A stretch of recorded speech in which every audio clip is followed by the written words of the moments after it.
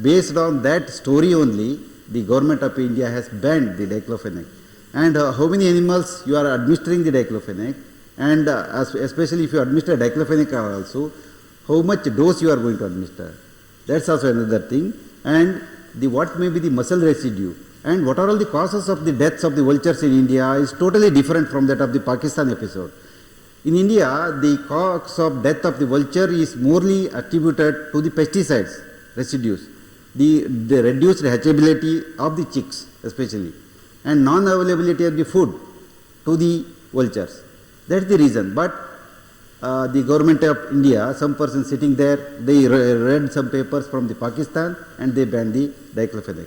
Only thing is, diclofenac is a very good anti-inflammatory analgesic agent, but you have to use it with caution because it's having the severe ulcerogenic property. Not more than 2 days it has to be used. Only if required, you can use it. Very potent analgesic and anti-inflammatory agent. Anyway, it's available in human side. Whereas the meloxicam, etc., have got very safe margin of safety when compared to the this thing. Less ulcerogenic. Phenylbutazone is there. Carpophren is there. Etodolac, it's a specific COX-2 inhibitor. Then all this other drug, tolfenamic acid, flunixin-meglumine, all this has to be used with caution that they should not be used for prolonged period. That's the only thing. If it is a pain, give it the injection 1 hour a day, 1 or 2 days, then stop it. And further, because it may cause severe ulcers also. In therapeutic dose itself, it will cause the ulcer. Especially in case of larger animals, ruminants, we have seen that the animals have died due to this, especially the flunixin-meglumine, etc. We have conducted on postmortem in a village, especially near to Davangere. The farmer was very furious. We are conducting one camp, and he was insisting the veterinarian to come very fastly. The case history was very simple. The animal was suffering from a yolk gall, and we went there, and I was very much interested. An animal suffering from a yolk gall, will it die? It's impossible to die. Then we went there and conducted the postmortem. It was very surprising to see that entire abomasum was having punched out ulcers. There was a perforation of the intestine, and there was a severe hemorrhages. The case has happened in such a way that first day he called some veterinarian, or not the veterinarians, some livestock inspectors, they came, and he administered the diclofenac or etodolac, especially flunixin-meglumine for 3 to 5 days. So the yolk gall didn't reduce, the pain was there, and he referred it to the another livestock inspector. He also came, and once again he put some other flunixin, maybe he has put some what you call as tolfenamic acid. He changed the anti-inflammatory agents. Then 10 days it was continuously administered with the NSAIDs, and the 11th day it was collapsed and died. And after conducting the postmortem, we have seen that punched out ulcers, entire heart was having lot of lesions, etc. So the animal died due to the toxicity of the NSAIDs. Hence, be careful, especially treating the animals with thaliariasis. There may be punched out ulcers already due to the thalaria, and if you administer the NSAIDs for 2 days, then they may develop severe punched out ulcers. Hence, if you administer NSAIDs for 1 day, and if the animal is having lot of diarrhea, then suspect that it is having some this abomasal ulcers, and you can treat it with pantoprazole or omeprazole, which is available nowadays. So be careful. Never administer it for more than 3 days, whether it's necessary or unnecessary. These are all the things. Anthelmintics used in wildlife, only these are all the things. Fenbendazole is sufficient, ivermectin and praziquantel for the roundworm, especially the praziquantel for tapeworms. Very common, especially in case of wild, what you call as the ruminants. This tapeworm infestation is there, and fenbendazole is a very safe drug. We can administer it to any animal, and ivermectin is also a very safe drug. You can administer at the dose rate of 0.2 milligram subcutaneously for all the animals, whereas the clozental or anti-trematodal drugs, we should need to be somewhat careful. We will see. These are all the anti-nematodal drugs which are recommended for wild animal, especially wild feline species after research. So albendazole is there.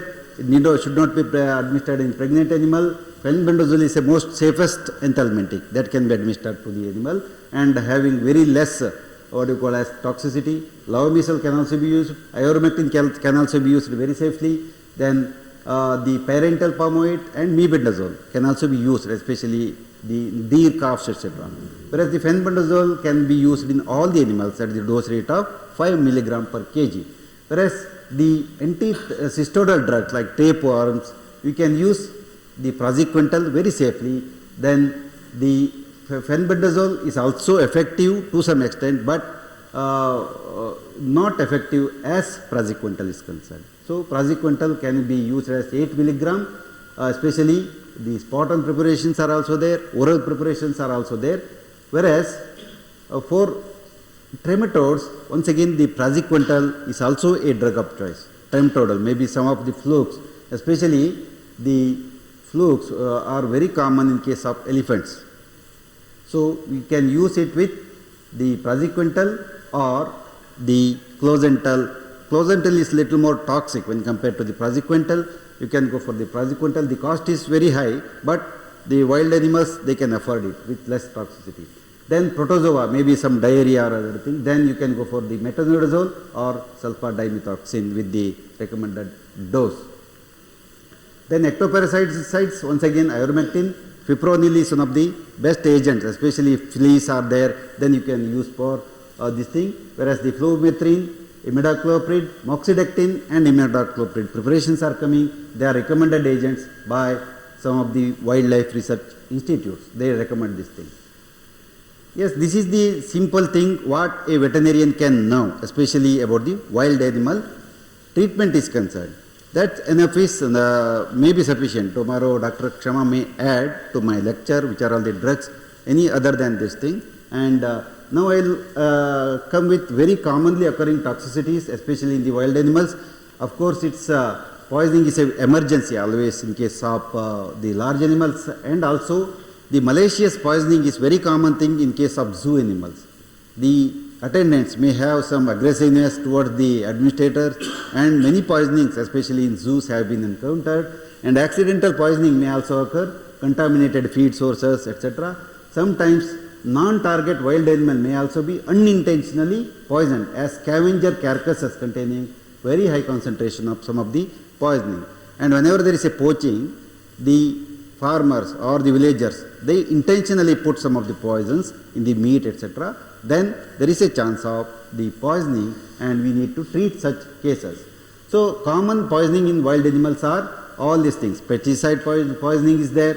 Sometimes the lead poisoning is also occurring, because the pesticides maliciously they are administering to the animals to purposeful killing, because sometimes they attack the wild their animals, and also sometimes the elephants, they come and eat the sugarcane crop and destroy. So because of their enmity, purposeful or malicious poisoning may be done with insecticides and sometimes the herbicides, but very commonly the rodenticides are put to the large animals, because large wild animals, because they are easily available to the farmers and they do not have the smell.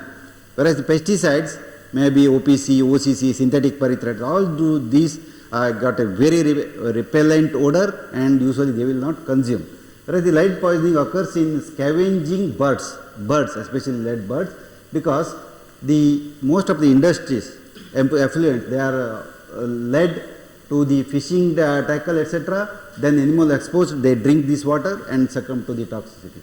Mercury poisoning, of course, may be present in water bodies, especially the aquatic creatures, they acquire it, and by consuming these aquatic creatures, some of the wildlife may get toxicity. Whereas rodenticide poisoning, it's a very common thing, especially in Karnataka state, and I will show you some of the episodes of the anticoagulant rodenticide and non-anticoagulant. And plant poisoning is not reported, especially from Karnataka state is concerned. Many plant poisonings may happen because the cattle are succumbing to the plant poisoning very commonly. But no one has reported the plant poisoning, or especially in case of wild animals.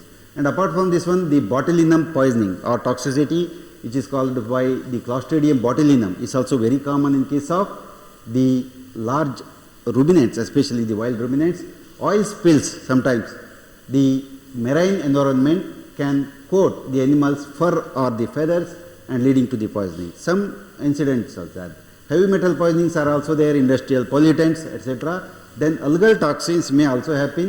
This because the harmful algal blooms can produce toxins in fish, but the fish are consumed by the wild carnivores like jackals, then also the foxes, etc. Especially shellfish and marine mammals, they may get toxicity, and very rare reports are there, especially the toxicity episodes on the some of the paper reports like preliminary report says that thousands of birds died due to botulinum near Jaipur. So if you go for the search, especially research papers, we will get very scanty reports. Some of the reports, especially the rodenticide, kill more than just do rodents. So some of the paper reports, the Wildlife Center has reported some of the toxicities after the rodenticides have been consumed by, not the rodenticides, the rodents which are died due to the consumption of the rodenticides. Then they are consumed by all these creatures, especially the owls, then hawk, then red fox. They consume the bandicoots and also the rodents, and they succumb to the toxicity. So this is reported in other countries, but in India we will never get any of the reports of the toxicity apart from one of the paper, especially published by Srijat Radhakrishnan. He reports a note on wildlife poisoning cases from Kerala, South India. Only such reports are there, or else we have to refer the general textbooks for the toxicity episodes. They have reported that one elephant carcass found within a cardamom plantation next to a demolished shed used to store pesticides. An elephant death, masses of these dead flies you can see here in the right side of that particular elephant, and they were found near the elephant carcass. So Radhakrishnan, he reports in 2018. Apart from that one, he also reports that bonnet macaque monkeys, they are fed with this carbofuran toxicity, then they died. And recently we have also visited a village very near to the Anandapuram, which were fed with some OPC compounds. We could not identify that OPC. It was a organophosphorus compounds. More than 40 monkeys died. Myself and Dr. Manjunatha SS, we conducted the postmortem in 40 monkeys died due to the pesticide poisoning. Of course, the rodenticide poisoning is a very common thing, which is consumed by the jackals and other things. Then it is consumed by the wild birds, and they die. And these are all the offered, the baits, means a piece of the meat, etc., piece of mess piece, then all these commercial chemical baits and commercial baits, impregnate subject, all these are available